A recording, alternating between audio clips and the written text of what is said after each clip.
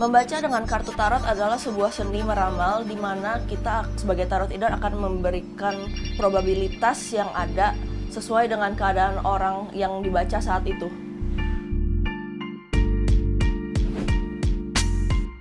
Semua orang bisa belajar membaca kartu tarot, semuanya bisa karena tarot itu pada dasarnya ada beberapa campuran seperti sejarah, psikologi, filosofi, dan lain-lainnya seperti itu.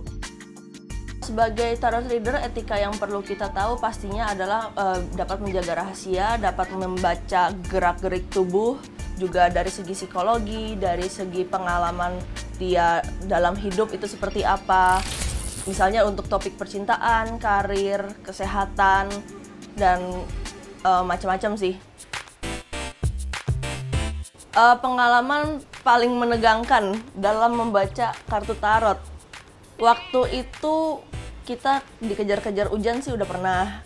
Terus dari klien nangis atau gemeter sampai Google pertanyaan itu juga udah pernah. Padahal itu kan harusnya pertanyaan pribadi ya. Jadi ketakutannya itu lebih ke arah klien saya baik-baik aja nggak nih segi psikologinya. Apakah saya terlalu galak atau seperti apa gitu.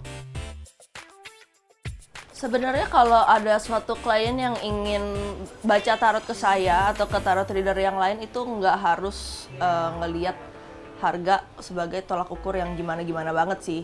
Jadi untuk menentukan harga seorang tarot reader itu juga dilihat dari pengalamannya, dari jam terbangnya, lalu juga dari portfolionya. Kadang juga ada keakuratan dan kualitas seorang tarot reader itu yang menentukan harga kita. Sejarah kartu tarot di dunia. Pada abad 15 ditemukan kartu tarot tertua bernama Visconti Sforza di Italia. Pada abad 16, tarot kemudian digunakan kaum Gypsy untuk meramal. Kartu tarot diperkirakan populer sejak Antoine Court de Gébelin menerbitkan buku pada abad 17. Di abad 19, terciptalah Rider-Waite-Smith set tarot pertama yang memiliki ilustrasi untuk 78 kartu. Sampai di abad 21, tarot menjadi tren yang bisa dipelajari siapapun termasuk kalangan anak muda.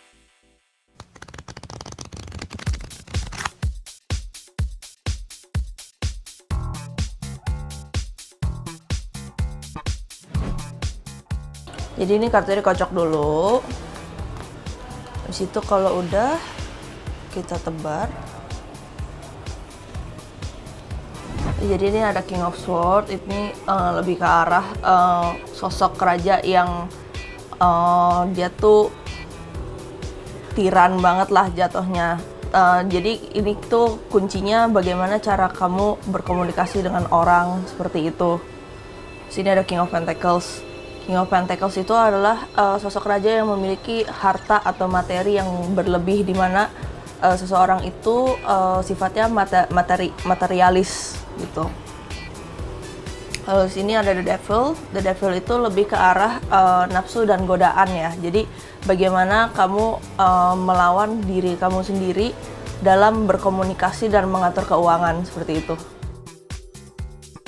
Pada dasarnya kalau tips ya, yang pasti pertama banyak-banyak research, misalnya kayak di Google, di buku, atau tanya sama orang.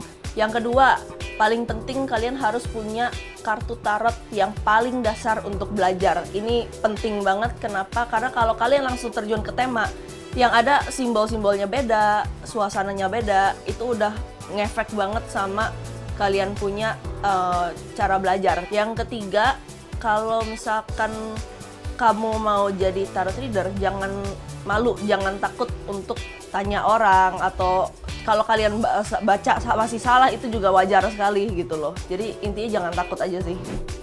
Saksikan Trendsetter episode lainnya di channel YouTube Lini Kini.